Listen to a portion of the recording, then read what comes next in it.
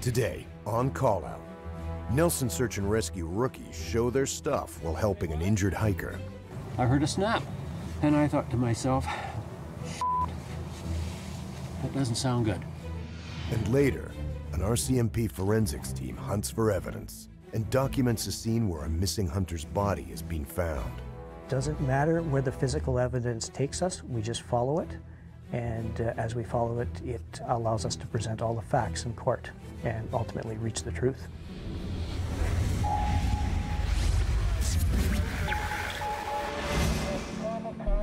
Monday, 9:30 a.m. Nelson Search and Rescue is called out to assist an injured hiker near the outskirts of town. Just been called out, a 17-year-old subject, possible broken ankle up on a popular hiking trail, quite similar to the Grouse Grind in Vancouver. It's called Pulpit Rock in Nelson. See if we can locate the subject and see about getting them out to BC Ambulance. We arrive on scene. Classic ground search and rescue call out. Someone's out on a trail, slipped, hurt themselves. They need help getting out. No place to land a helicopter. It's quite a ways in. You gotta hike all the equipment in, package them, and muscle them out.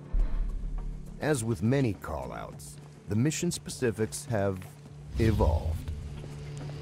The interesting thing about this call, the information we had, a 17-year-old female 50 meters up the trail, turns out to be a 71-year-old male 500 meters plus up the trail.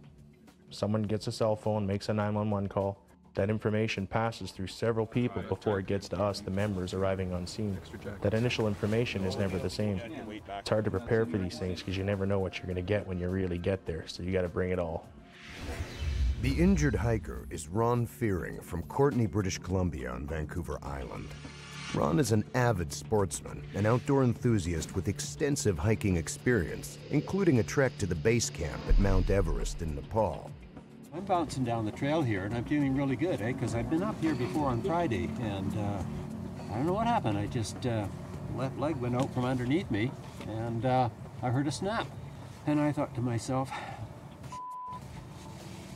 that doesn't sound good. A bit of an adrenaline rush. I'd been up Pulpit's Peak for an hour and a half up, and we were probably, 20, 30 minutes down, and I'm just trucking right along, probably at a half a jog. And I just stepped on a root about the size of a big snake, and my left foot went out from underneath me. I heard a snap, and I looked down at my foot, and that's not right. It was at 45 degrees to my leg, so I knew I was in trouble at that point. The great thing about a call like this is it's not super technical. It takes lots of manpower. It's where our whole membership can get involved, the experienced to the least experienced. Situations like this, they're an extension of training. Junior members can go hands-on, under pressure, yet still in a safe and controlled manner. They get to use all those ground search and rescue skills they've learned. Do the packaging, set things up, get that subject out. I just settled myself down and calmed myself to the point where I wasn't going to become agitated. I was in a painful situation, and to see that many people arrive, enthusiastic, attentive, alert, and ready to take action right away was just remarkable. It almost brought tears to my eyes. I thought, oh man, these guys are going such an extra mile to get me off this mountain in the condition that I was in. I was quite happy and excited about it. A helicopter arrives to assist the team. It's unfortunate we don't have a belly band for a helicopter right now, so long line's out of the question. So very, very steep terrain, lots of trees. Not really good to do a hot load of any kind with a stretcher, so we the old-fashioned way, gotta hike them out. Although lifting the subject out by long line is not an option, the team has the helicopter fly in equipment and medical supplies using a cargo sling. One of Nelson Search and Rescue's newest members in training is Sheila Sweatman. Originally from Winnipeg, she's now a freelance artist and full-time resident of Nelson. This was my first real rescue, and it was important to me because it really allowed me to get my hands into what was happening right close to the subject. Getting to him what he needs, O2 tanks or more clothing or a pillow, or getting him secured and stable into the stretcher. In our ground search and rescue, we have a rope management portion where we have to learn how to tie a certain number of knots and know how to attach belay systems to each other. And it gave me a really good opportunity to see it and to be part of the team as those techniques were being used. The wheel must take all the weight. You don't want to be lifting up on the stretcher on the sides, because if you're lifting on this side, you're pushing down on the other side. Right? Like most Canadian search and rescue organizations, volunteer members meet regularly for training sessions, learning new techniques and practicing the life-saving skills required for a wide array of potential emergencies. Training is a big part of search and rescue. Most of the training we take has a shelf life of about 6 months. You have to keep doing it year after year after year. A lot of new things come up too, new techniques, new equipment, new people that you need to work with. You know, everyone needs to know everybody's strengths and weaknesses. They have to be comfortable. You have to become a team. You got to train all the time. It's the most important thing to make a healthy team. Start feeding that rope in there. You guys want to push downhill? Nelson draws in a lot of people that are really into extreme sports, mountain climbing and backcountry skiing and snowboarding and whitewater. So just the fact that those people tend to draw to this area creates the basis for a really strong search and rescue team. It's not just about technology, methodology. It's about bonding as a team. If you're going to go out and do a rescue call and put your life in someone else's hand, you're not going to do that not knowing their name, not practicing with them, not doing those same rescue techniques together and knowing they're not going to let go of the rope.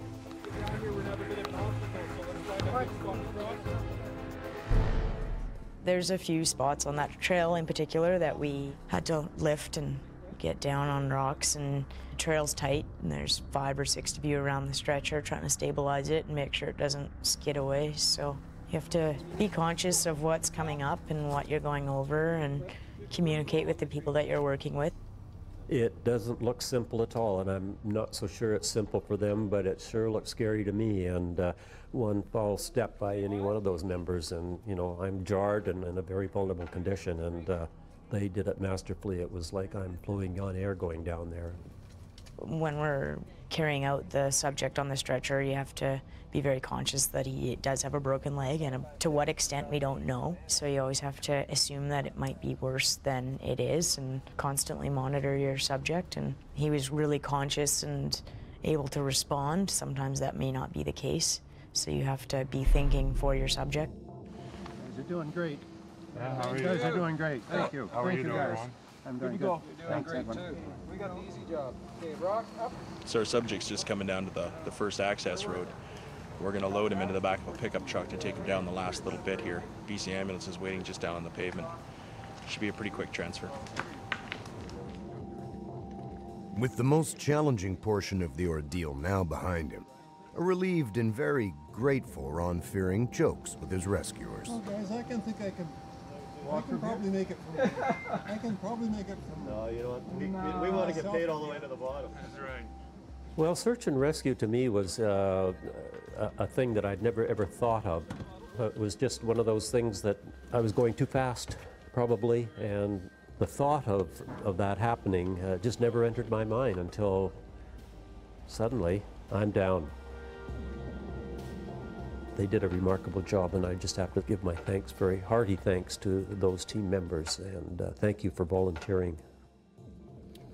The part that's exciting to me when I get a call out is not knowing what I'm going to be doing that day. I could be getting into a boat and jumping into a dry suit and rescuing somebody that way, or it could be climbing into a helicopter and going over mountaintops, and it's the adventure part that's exciting to me, and the task itself exciting to know that somebody needs you and that you're there to help, and with the training that we get to be the professional that is there to assist, and that part's exciting. Team 1 departing at 11:02, and the helicopter... No SAR mission or training exercise is fully complete without the team regrouping for a debriefing session, where an open discussion helps to perfect their search and rescue skills and techniques for future call-outs. Probability detection, term that we've thrown around a lot. I'm intrigued by the training. I'd really like to get involved with the avalanche side of things, get my avalanche 1 and 2 hopefully at some point. I've always had a dream to have a rescue dog, but I don't know if that'll develop. Overall, just basically to enhance my skills in every way. Team's ready to advance. Everybody ready? Ready. Okay, let's go. This was a very successful call. The subject was packaged and removed in a timely fashion, safe and sound to the hospital. Our members in training, like Sheila, out there using the training that they've learned, gaining experience, empowered by helping someone. It's a win-win for everyone. Sunday morning, 11 a.m. Search and rescue teams from Wadena and Saskatoon SAR are called out to search for a lost hunter. This is a recreation. John Doe was reported missing the day before by his hunting partner, who told the police they became separated in the woods and he hasn't seen him since. The search teams have been working the last known location and surrounding area for nearly 4 hours now. Something is spotted in a clearing. The team leader carefully approaches the scene. The subject is not moving. He checks for a pulse. Nothing. Team leader to base. The subject matches the description of the missing hunter and does not appear to be alive. We found extreme evidence. The team leader radios in a report. Code Black. Request RCMP, over. Roger that. We'll contact RCMP. Carefully, he moves back, trying to walk out in his previous footsteps in an effort not to disturb the scene. The SAR team will stand by until the police arrive. So you're the team leader of the search and rescue? While the investigator takes the statement from the SAR members, forensic identification services are already on the way. FIS is the CSI of Canada. We follow RCMP Sergeant Kevin Shearer and Constable Tambra Ferguson as they reveal key methods and tools used in a forensic investigation. We don't go to all death scenes. We're called to ones that there's question marks around why this person has suddenly become deceased, and then my unit would be called in to record this as a crime scene. We investigate the death as a homicide until proven otherwise. The FIS team is now on site and has a few questions for the SAR team as well. On the right-hand side. Might that be their cigarette butt that's in the vicinity? Are these their tire tracks? How did the search transpire? Where did they walk? From which direction did you approach this scene? Oftentimes, if I've had the opportunity to view the footwear worn by the searchers, I can readily eliminate certain footwear impressions. The forensic team works their way into where the hunter's body lay, carefully walking the access trail and looking for evidence. Okay, we got a footwear impression here. Quite a bit of detail in it. They spot a distinct footprint that does not appear to match any of the SAR team members. It's noted for further documentation. Detailed photographs will be taken. Sometimes, the footprint is cast as well.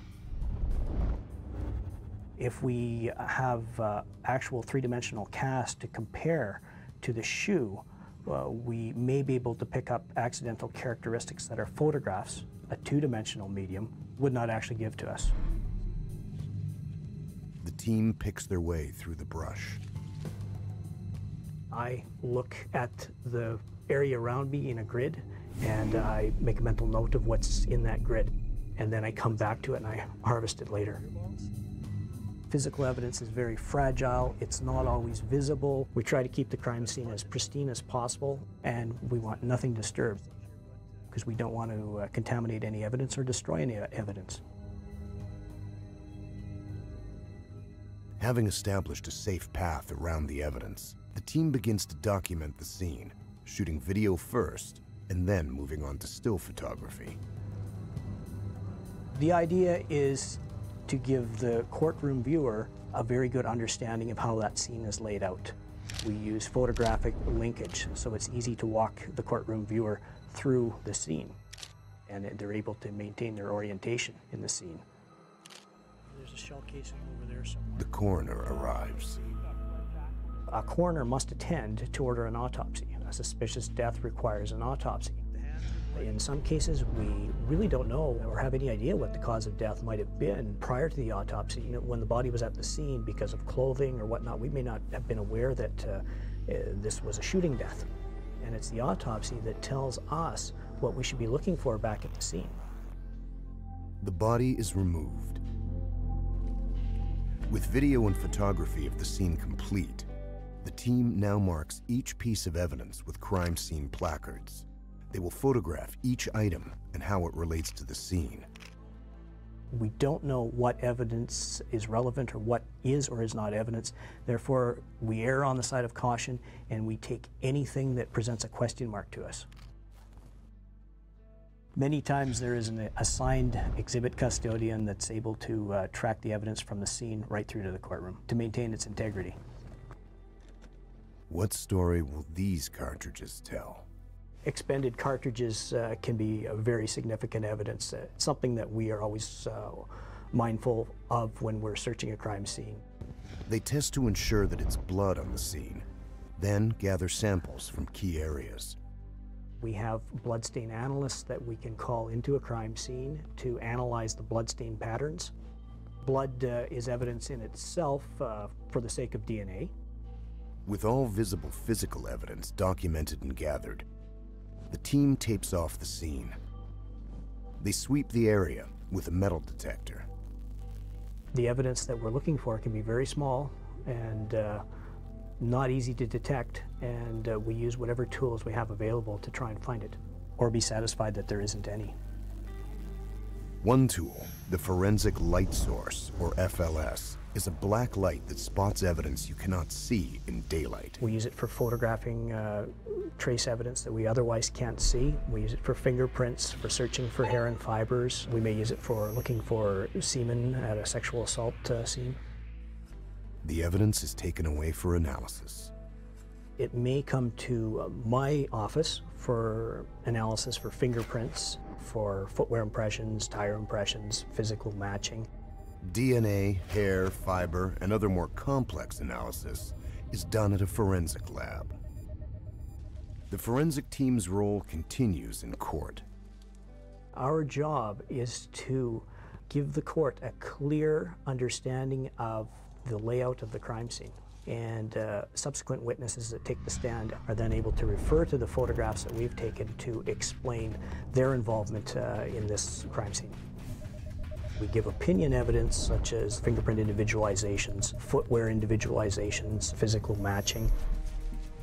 In this case, the crime scene evidence supports the prosecution's theory of what occurred that day. The two hunters had been drinking. They'd fired off 2 shots while sitting there. A gun was left cocked with a shell in the chamber. The men started to argue, and a struggle ensued. The rifle was grabbed. It went off during the struggle. John Doe was mortally wounded. His hunting partner panicked and ran away. The expended shell, still in the chamber when the police examined his gun, matched those found at the scene. The bullet found at the scene matched the rifle as well. The hunter confesses and is charged with manslaughter. One of our primary roles as forensic identification specialists is to get to the truth. And if the truth exonerates a person, we're just as pleased to harvest that evidence and bring it to the courtroom as in a case where the truth points guilt at a person. For us, we are very neutral. It really doesn't matter where the physical evidence takes us. We just follow it. And as we follow it, it allows us to present all the facts in court and ultimately reach the truth. Call Out Search and Rescue features real stories filmed live by search and rescue teams during actual missions. Find out more at calloutsar.tv.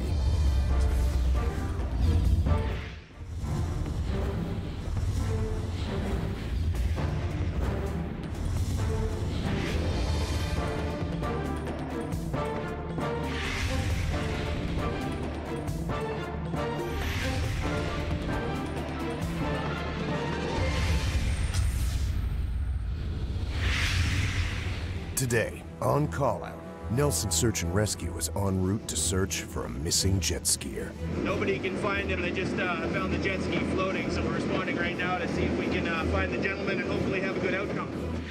And later, dealing with mission stress from search and rescue. It was just a circus. I mean, the parents were screaming, the mom was screaming.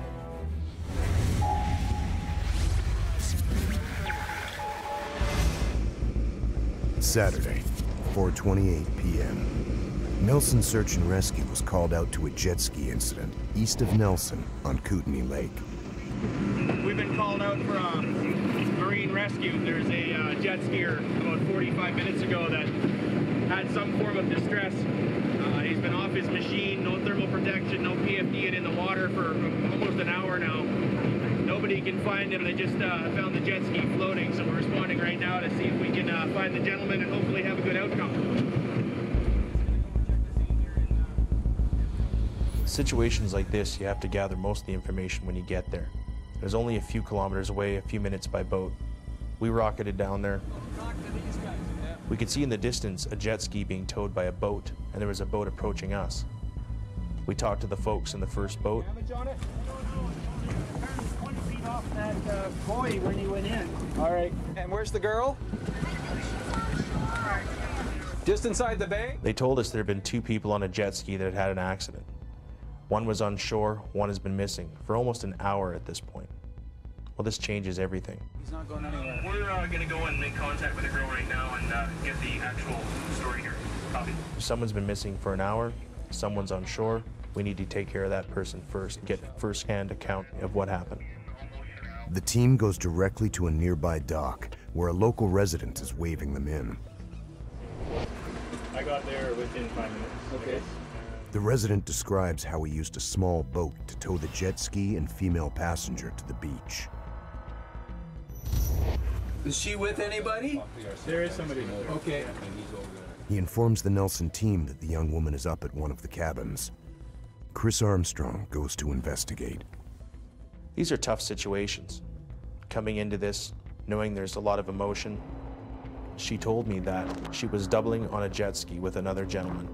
Quite a large wind had come up, kicked up a lot of waves on the lake. They had made a hard turn, and they were both thrown from the machine. The gentleman was between her and the machine. The wind pushed the machine further and further from them. The gentleman tried to swim back to the boat, was having trouble getting there. She swam to him, tried to help. She couldn't do anything and needed to save herself. The team focuses its energy on getting the female subject medical attention.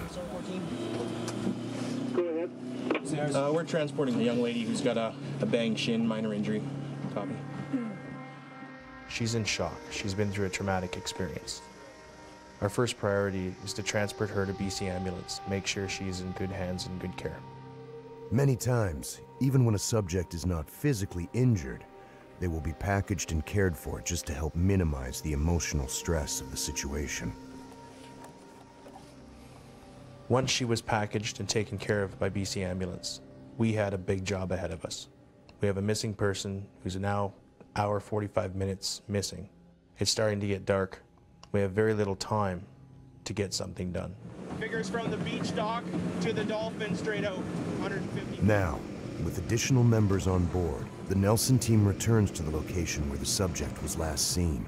Sides here nice and high, 2 people off the front nice and high, and just see if we can see him.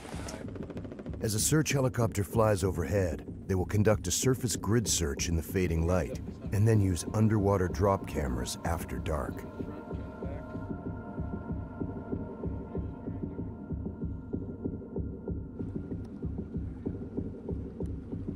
To aid in the search, they will employ the use of a forward-looking infrared scanner to detect heat signatures in the water.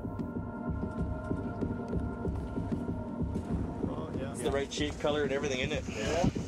We're doing grid searches here. We've seen something in the water floating. It looks the right color and shape, so we're going to go right now and check it out. I can't tell. We're rocking too much. Yeah, it looks like it's him. Yeah. Or is it a deadhead? Just a log, eh? Yeah. There's 2 of them. The sighting turns out to be a half-submerged log, or deadhead, as it's known in boating jargon. No, but keep in mind, this is where everything's floating. So. Darkness sets in, and the team stays at it, using drop video cameras equipped with lights to search the bottom for the missing subject. After several hours, it's dark. We're all tired. We've pretty much done all we can for the evening. The decision is made. We'll come back in the morning. We'll wait till the sun hits the water. A helicopter in the air, cameras at the bottom. We'll find them.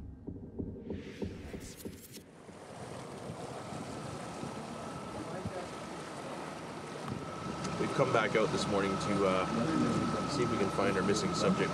We have a helicopter coming up. As soon as we get some sunshine on the water here, the subject's located in about 50 feet of water, so we've flown the area a few times and we've always been able to see right to the bottom, so we're hoping that possibly locate the subject at the bottom somewhere, mark it with a boat, and we'll wait for the RCMP dive team this afternoon to come out and do the recovery. The underwater cameras go into the lake once again, grid searching the bottom to find the missing jet skier. It's a big area to search.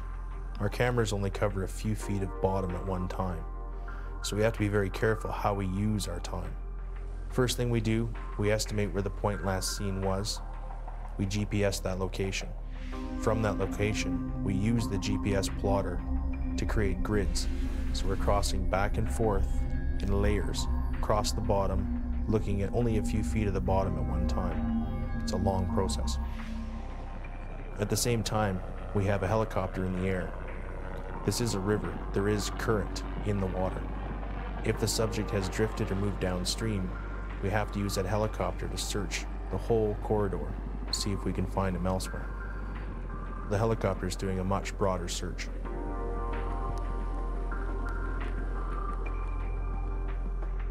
Nearly 4 hours later, the search continues. It's about 10 o'clock now. Sun's high in the sky here. We're going to get the helicopter back up to see if we can find the subject on the bottom here. 20 to 50 feet of water. Our drop cameras right now, we've turned the lights off on the lenses, so the sun's illuminating the bottom enough we can see a much bigger area, so it's kind of prime time. Hopefully we can shorten this search with a helicopter real quick.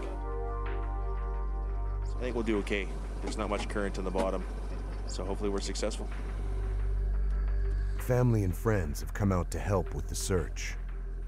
Situations like this, everyone wants to help. The whole community's concerned.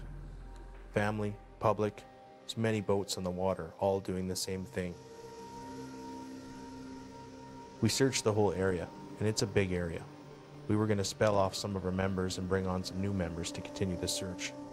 We went back to the dock, dropped some members off, headed back out. A few minutes later, found him. I'm about to run out of cable. You need to give us some power. It's about 12 o'clock here. We've been successful with the drop camera. We've located the subject in about 50 feet of water. We've marked the area with a marker here and we're just standing by. The search is now complete and the subject is being located. However, as they move into the recovery phase, there's a problem. The RCMP dive team is unable to get to the site until the next day. In this situation, our local RCMP dive team members were away in another part of the province doing ongoing training. This means we had to wait for other members to come from around the province to do the actual recovery. This creates a sensitive situation. The family needs closure, and everyone involved in the rescue needs that closure. In the end, the only course of action possible was to wait till the next day to do the recovery. The area was marked with a buoy. We stayed for as long as we could, then we left to return the next day. It's Monday morning. We're heading out to meet the RCMP dive team to do the recovery of our subject from yesterday. We're just going to run out here and meet them, come up with a game plan, and get the job done. The RCMP dive team arrives by air and land. They've come from all over the province and are ready to get the job done. Because this is an on-call task for them outside their regular duties as police officers, Coordinating dive team members and resources can sometimes be the most challenging aspect of the dives they do. We will be diving at 34 feet to recover the body. Our primary task will be to photograph, then recover the body and do our post-mortem inspection, and then before we turn it over to the coroner's investigation. The RCMP dive team ties up alongside the Nelson SAR boat, which will be used as a recovery platform and base of operations for the mission. Tom check's good. Okay. An RCMP diver goes down with an underwater camera to photograph the scene. All aspects of the recovery are carefully documented. A second diver enters the water to assist with the recovery of the body.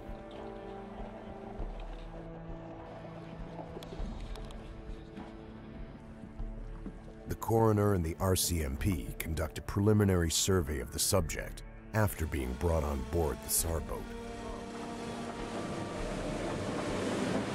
We're just transporting the subject right now back to Nelson to meet the coroner and the funeral home to transfer the subject. After the initial recovery there, we went over to the dock where the family was. The family identified the subject as being the subject in question. These things are always emotional, but it went very professional. Everyone was kept it together. So we're just going to head up here now, meet the coroner, and transfer the subject over, and we'll be done. It's been a long 3 days for the Nelson Search and Rescue Team, and every minute of those days is volunteered. The team giving their time to find the subject and helping to bring closure to the family and to the community. This is a sad situation for everyone involved. You got to prepare for what could happen. Heavy waves, wind, no PFD. You never know what Mother Nature is going to bring to the table.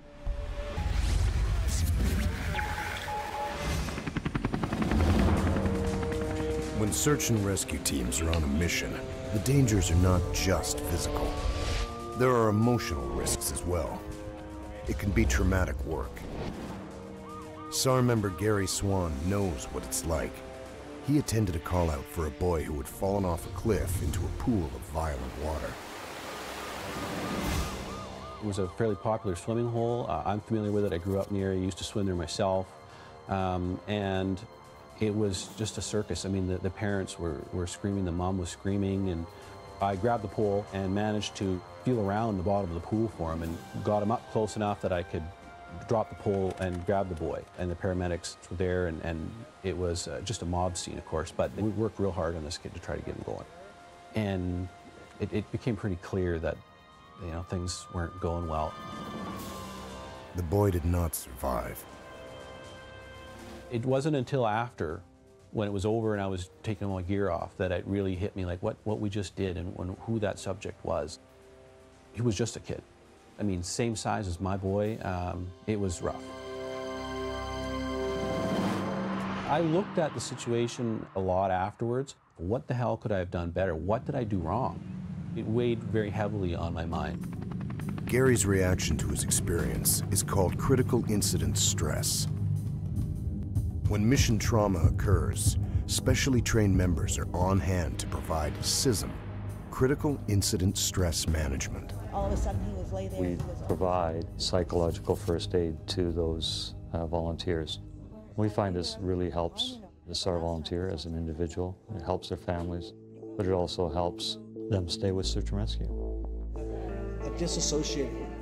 Using search and rescue peers to do the CISM intervention helps the affected team members let their guard down. It helps you put it into the past. Peers are much more accepted by SAR volunteers than, for instance, a mental health professional. The volunteer peers walk the walk, talk the talk. There's no stigma associated with a peer. I might check in with you just tomorrow and just see how you're doing. I appreciate that. At a weekend workshop in Campbell River on Vancouver Island, 8 SAR members from across the province of British Columbia are being trained to do CISM interventions. I am not a psychologist, I'm not a clinician, I'm just a guy. So we're not going to be doing counseling, we're not going to be doing therapy. All we're doing is emotional first aid. That's basically what this is. You're dealing with people in their most vulnerable emotional times, and they deserve to have well-qualified, well-trained people to help them. There are different types of SISM interventions. Demobilization is used at the end of each day of a prolonged and usually challenging mission. This is just a way of funneling those people at the end of their shift into a controlled environment, getting people to sort of just transition back into normal life, instead of saying, okay, your shift's done, everyone get in their car and go home. That's kind of hard when you've been maybe, recovering body parts all day and you're going to have to come back the next day and do it all over again. The public needs stress management too, especially in smaller towns where most residents know each other and the subjects involved. You could give people an opportunity to ask questions like, when are the funeral arrangements going to be made? What information do the police have? If this was something large that happened in a community or a very large search. The intervention Gary went through was a diffusing. Diffusings are held in private immediately after an event. It forces you to talk about it, to get it out, and it makes, when you go home, it's done. SISM interventions help put the volunteers' experience in perspective. Sheila Sweatman, a local Nelson artist and recent member in training, went through a debriefing after treating a severely injured subject during her very first call-out as a volunteer first aid attendant. I just finished my occupational first aid and acted as the first aid attendant for a subject who had large amounts of trauma to his head and the rest of his body as well. It was like I kind of left my body in a sense, and we just did our job that we had to do, and I don't feel like I really returned to my body for a few days. I can't really describe what it was like when I was doing what I was doing. I was glad that I was able to respond with the skills that I'd been taught, and somewhat successfully, because even though we weren't able to have the subject survive, I know that what I was doing was working to the extent that what I could do, and it was kind of a helpless situation. Going to the critical incident stress debrief the following day was super beneficial, so that I knew that what I had experienced was real, and it was just good to know that other people had experienced the same situation, but from a different perspective. Everybody kind of just looked at me and said, it's okay. Nobody could have done much better, so that was kind of reassuring. Sheila, you ready to lower? Ready. I think I'd like to try again and hopefully have a subject who's a little bit more responsive and potential to survive is a little greater. If you don't treat critical incident stress, there is a potential that you can develop post-traumatic stress disorder. That is a much more serious problem that requires significant mental health resources to correct. People who've experienced stress are advised to avoid replaying the incident in their minds. That replay re-traumatizes you and creates more chemicals. So it's what you want to do is, if you start thinking about what happened, try and distract yourself with something else. We'll talk about particular calls sometimes for years later. Remember that when we hauled that guy out, or we found those bones or whatever, and it still comes up. But this one is just one of those ones that's going to stick with me for a while. But I credit the SISM teams for helping you get out there, just get it out and deal with it. Call Out Search and Rescue features real stories filmed live by search and rescue teams during actual missions. Find out more at calloutsar.tv.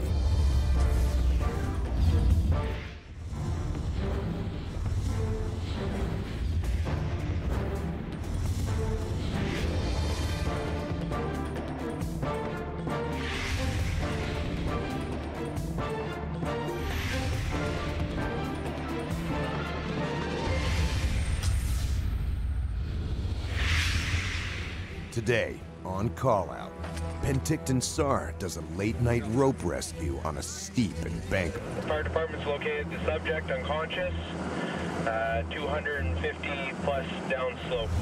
And later, rescue on ice. Kick with your legs. Kick with your legs. Come on, work with me.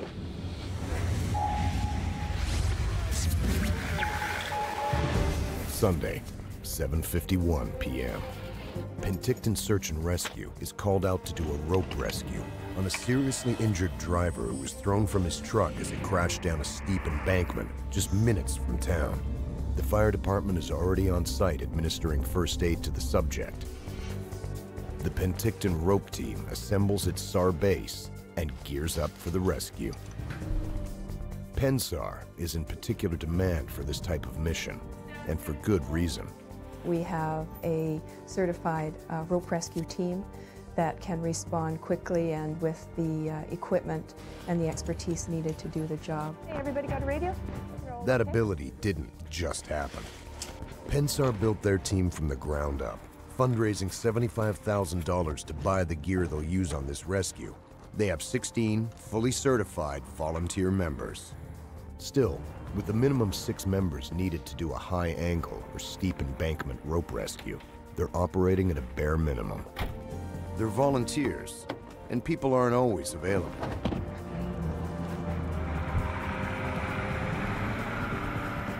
The trucks roll out of the SAR base and head to the accident site. Okay, there's 5 people in SAR 3 rope team members that are just coming up to the substation. They radio the team leader, Pat Simpson, who's already on site assessing the situation and formulating a plan. The fire department's located the subject unconscious, 250 plus downslope. While it's only a few minutes' drive from the bright lights of downtown Penticton, it's an eternity for the team. Over the bank and into the darkness, a seriously injured person needs their help. Local firefighters are administering first aid to the unconscious subject. They need the rope crew down there now to haul the driver out so they can get him to the hospital. The crew sets to work swiftly and calmly. It's important that everybody stay focused and calm and do their job professionally. We remind all our team members that it's not our emergency, it's our job. And that way we're able to do it effectively and safely. Belay ready? Attendant ready? The team stays sharp, training year-round on their climbing tower, as well as local cliffs and steep embankments during climbing season. The nearby Skaha Bluffs is one of the most popular rock climbing destinations in British Columbia. The thing about harnesses, if they're comfortable, they're not on right. We're not out there doing a rope rescue every day, so we have to train in order to keep our skill level up so we can perform our duties as safe as possible and as effective as possible. Back on site, the team is in high gear. Team leader Pat Simpson has strategically positioned the rescue truck for best angle and needed workspace. The stretcher is being rigged in preparation for hookup to the load and belay lines. Attendants don their gear and get ready for attachment to the stretcher. They set up the rigging to their specially built rope truck. The fire rescue people were under the impression that they were down about 250 feet. We had a 600-foot rope. It starts out, we do what's called a drop loop, so we double the rope, which means we only have 300 feet of rope. The team is going to use 3 separate rope systems to do the rescue. A 600-foot load line is run through a pulley on the front of the stretcher and then back up and through another pulley. Then it's attached to a haul rope system of pulleys that create mechanical advantage. A 600-foot belay is hooked onto the stretcher as a backup safety line. It will automatically take the weight if the load line fails. A brake rack on the load line controls the speed at which the stretcher descends down the embankment. PennSAR is using a 3-to-1 system for this rescue, and with 6 people pulling, it's like 18 people with the mechanical advantage. The 3-to-1 system means that for every 3 feet of rope they pull, the stretcher comes up 1 foot. From time to time, the haul line system needs to be reset before hauling can continue. All lines are anchored separately for maximum safety and backup. If an anchor lets go, the stretcher and team could tumble down the steep embankment. With this many ropes in play, everybody has a role. Cindy Smith is the designated safety officer. I am going to go around and make sure that each station is set up properly and safely. All the lines are hooked up and ready to go. The team attaches a wheel to the stretcher to support the weight of the load and make the trip smoother. Okay, delay ready? Ready? Load ready? Load ready. Ready? Ready. Stretcher attendants Rick McKelvey and Frank Wolfinger steady the rig as the crew lowers them down the steep bank.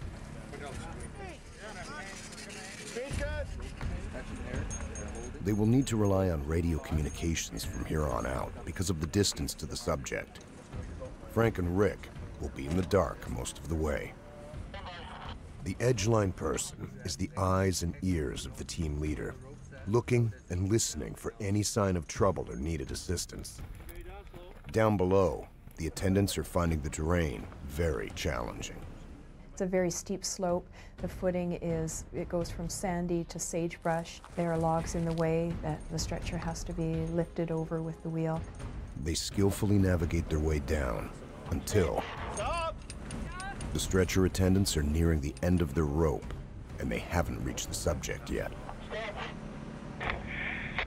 60, Bob. 60 feet. Ooh, 60 feet. They're 60 feet short.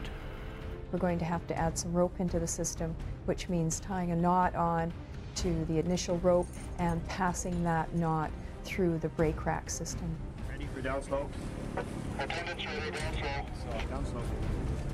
No. The attendants are slowly lowered down the last few feet to assess the subject. He's lying face down, unconscious on a steep incline. It's a challenge to get him onto the backboard while keeping his spine straight. The team gets him up and package him on the stretcher. Go ahead for team leader. We have the subject secured in the stretcher on the wheel, and we're waiting for you to raise us up. The rope team prepares to haul them up. The team's now preparing the ropes for a changeover from lower to a haul. Yes.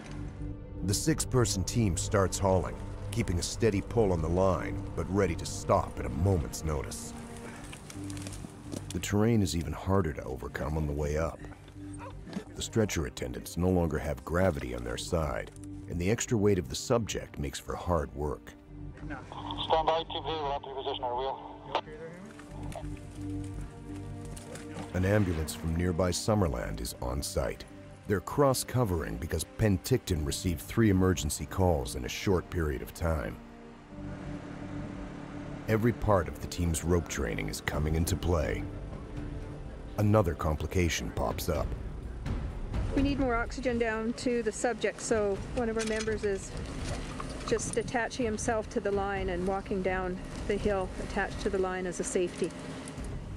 The life-saving oxygen is carried over the edge and down the embankment to where the team struggles to keep the injured subject stable. Ready to haul? Ready to haul? Hand over hand. The attendants strain to navigate the stretcher up the steep slope. The crew keeps hauling.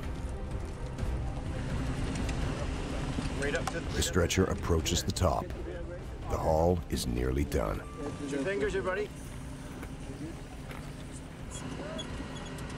The team removes the wheel from the stretcher before transferring the subject over to paramedics from the BC Ambulance Service. We managed to get him up. I think we must have done about 5 resets, so it was a good long haul. Long ways for a person to go in the vehicle. The injured subject has been rescued, but the night doesn't end there for Penticton SAR. They take a quick break before returning down the embankment to recover their gear. It'll be 11:30 before they're done and on their way home to some rest prior to starting their day jobs. That's the nature of volunteer search and rescue. You do your job, you get your equipment back together, and you have to be ready for when the pager goes off again, which could be in days or weeks, or it could be later that night. 3 days have now passed. A towing crew arrives on site to pull out the truck. In the light of day, we see the distance traveled by the crew that night and the crucial role they served. Unfortunately, despite their efforts, the subject succumbed to his injuries a few days later. It's hard on the team because they felt good that they were able to get him to help when they did. But having said that, they all know that they gave him the best chance possible. Which is really all anyone can ask or hope for if they're seriously injured 300 feet down a steep embankment in pitch black darkness. It's all in a night's work for Pensar. Friday, 2:33 p.m. A fisherman has fallen through the ice. Penticton Search and Rescue have been called out. They have just minutes to spare. I'll go. They see the fisherman and rapidly make a plan. On rope. The SAR member is tethered and quickly heads out to the subject. Rick, stay where you are. Come see it. To lessen the chance of breaking the ice further, he gets flat and crawls to the subject. Kick with your legs. Kick with your legs. Come on, work with me.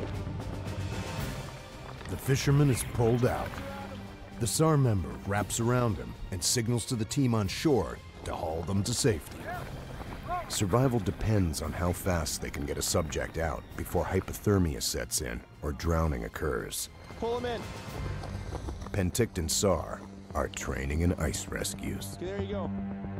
Okay, this isn't good. You fall into the drink, you're cold, you get the reflex, water goes in, you do a choke, choke, cough, cough, and all of a sudden you can't move anything. Your epiglottis is seized up on you and it holds for up to a minute. Does this incite calm behavior? No. Heck no. Okay, we're not calm, what do?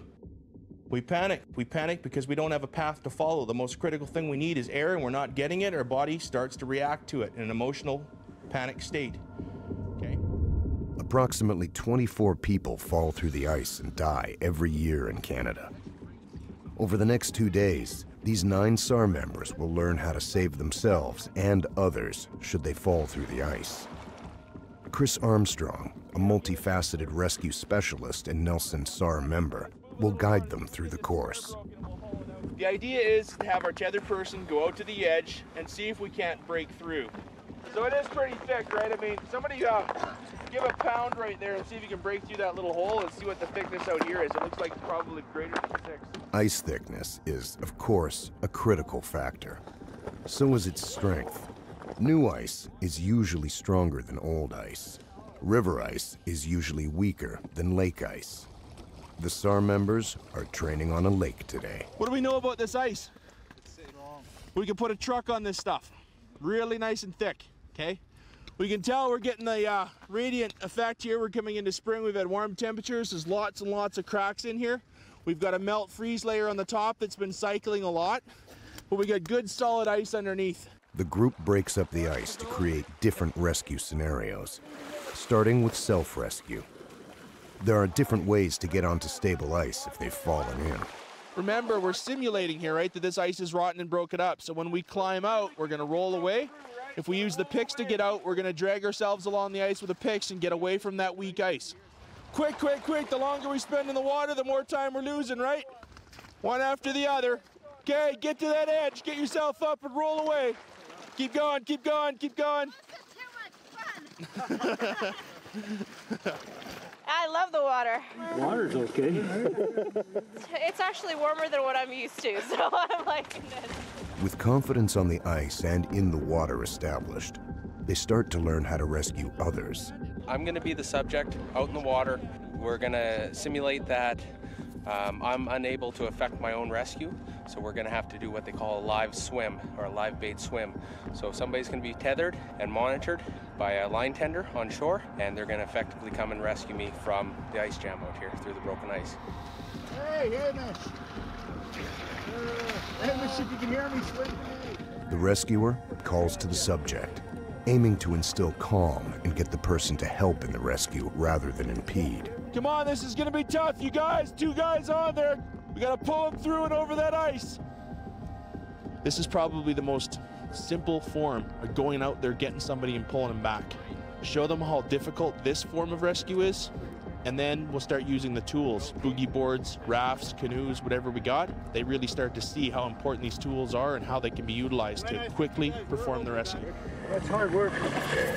You gotta keep thinking about pushing the ice down and watching where you're going at the same time.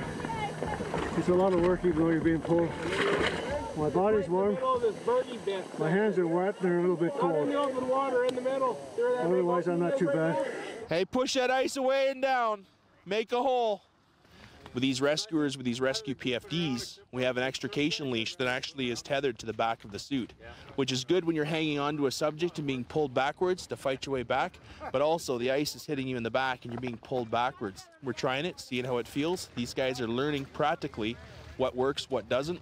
Gives them the tools in the real world when they're out there doing rescues to know what they should do and what they shouldn't do. Paddle and push. Talk to them. What are you doing? So we're using an OceanAid rescue raft. It's got open ends on it. What they're doing is getting out there, paddling out to the subject, put the front of that boat right up to our subject. They can get up front, pull them right in the boat. They don't have to pull them over the top or anything, but right in the end. Give the okay to our rescuers and retrieve them in. It's been a good first day here. Tomorrow's going to be even better. Day 2. The SAR members learn more about the tools that will help them save lives, including their own. So what we've done here is we've created a couple of quick improvised mechanical advantages. Sinking a simple ice screw into the edge of the ice or putting webbing around a log or a rock on shore. They get the rescuer out to the subject. When they make contact, they give the okay. They quickly attach a very quick drop loop, a 2-to-1, onto the rope by clipping it in, and then using that to haul with a mechanical advantage to get them just out of the edge of the water, out of the hole, and then they can just hand bomb the subjects to shore. Speed is the essence. By the time an emergency service gets to a scene where someone's fallen through the ice, time has passed. People don't get much time in that kind of temperature to survive. So when we get here, we don't have time to set up a whole bunch of fancy equipment or big mechanical advantage or rope systems. It doesn't happen. We don't want to complicate things. We don't want to prolong it. Very simple, get it done safe. The idea is to use all the tools, improvise from the most simplest form to the most complex, and see how it actually works. You want to use the horse collar to do all the work. Now we set them up with what we use as the most appropriate way. It's a cinch rope, where they've hooked up 2 knots into the rope. The rescuer can actually get into the water with a tether attached to the front. And about 6 feet of the line, there's another loop where they can actually swim around the subject in the water, hook them into a bight of rope. The rescuers can pull them to the edge. The rescuer in the water can help pull the subject or push the subject up onto the ice and then pull himself out. The last exercise of the day reinforces the importance of SAR member safety and the ability to self-rescue. Chris sets up the scenario. Okay, that's the backup. So in this particular instance, we have a member doing a search, looking for a body, looking for something around the river. They've fallen in and they're being swept under the ice. He's on a lanyard system. In a very safe and controlled environment, we can simulate this to create what's called mental imprinting. The theory is that if someone actually has this happen to them in the future, instead of going into a state of panic, they have a path to follow in their mind. They've done this before, they know what it feels like, they know that they can survive it, and they will do it. That's why we create these situations. When you go under, you're going to stay under this ice, but you're just going to be off to the edge. Okay? How do you feel about that? Good. Now just tell him to let go of that rope when Yes, I am. He doesn't owe you money, does he? Okay, you count to 3, hold your breath, and go. The final self-rescue exercise can be frightening. You can almost feel the adrenaline. Here he comes. But learning they can get themselves free in this type of controlled situation may save their lives if it happens for real. Now, if it happened to you, though, is it totally doable? Yeah. Yeah, you feel it? You wouldn't want to be under there long, though. No. Good job. Okay. We want to make sure that these guys can try these things in a controlled and safe setting, see what effort needs to be given, figure out what works and what doesn't work, so when it comes time to do it for real, they have the tools, they have the training, now they have experience, give them good judgment, they'll go out there and get it done. Out he comes.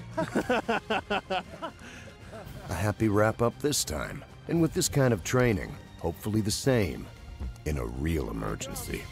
Beautiful. Well done. Call Out Search and Rescue features real stories filmed live by search and rescue teams during actual missions. Find out more at calloutsar.tv.